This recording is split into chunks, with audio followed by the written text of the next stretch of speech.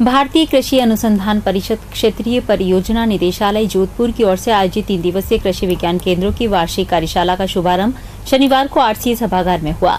कार्यशाला में मुख्य अतिथि एमपीयूएटी के कुलपति प्रोफेसर ओपी गिल थे। कार्यशाला में राजस्थान गुजरात के 70 कृषि विज्ञान केंद्रों के वैज्ञानिक एवं अधिकारी भाग ले रहे हैं। कार्यशाला में कृषि विज्ञान केंद्रों द्वारा किए गए विभिन्न कार्यक्रमों की उपलब्धियों पर गहन विचार किया जा रहा है।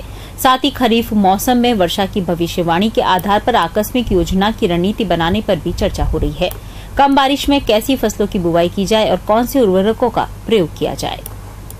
मुख्य रूप से ये है कि जो हमने कार्य योजना बनाई थी इस 14-15 के लिए, तो वो कार्य योजना हमने वो टारगेट्स अचीव किए या नहीं किए हैं। और दूसरा ये क्रॉस लर्निंग का है कि इस क्रॉस लर्निंग का मतलब ये है कि हर कृषि विज्ञान केंद्र की अलग तरह की समस्याएं हैं, फार्मर्स की अलग है, तो हम एक दूसरे से एक सीखने के लिए हमको ये एक बहुत बढ़िया मौका है कि बहुत अच्छी चीज़ें हमारा कृषि विज्ञान केंद्र, कोई डेयरी के अंदर कर रहा है, तो कोई बीज उत्पादन के अंदर कर रहा है, कोई उद्यानिकी के अंदर कर रहा है, तो ये अलग अलग विषयों पर अलग अलग कृषि विज्ञान केंद्र कार्य कर रहे हैं। और ये सारी चीज़ें जो है इस जो 3 दिन की जो कार्यशाला है इसमें हम लोग करेंगे। और दूसरा जो हमारे दिल्ली से और जो हमारे जोधपुर से जो हमारे प्रोजेक्ट डायरेक्टर साहब आए हुए हैं, ये लोग हमको जो राष्ट्रीय की कृषि नीति क्या है वो हमको बता रहे हैं। तो हमारे जो कार्य योजना है वो हमको राष्ट्रीय नीति के अनुसार बनाना है।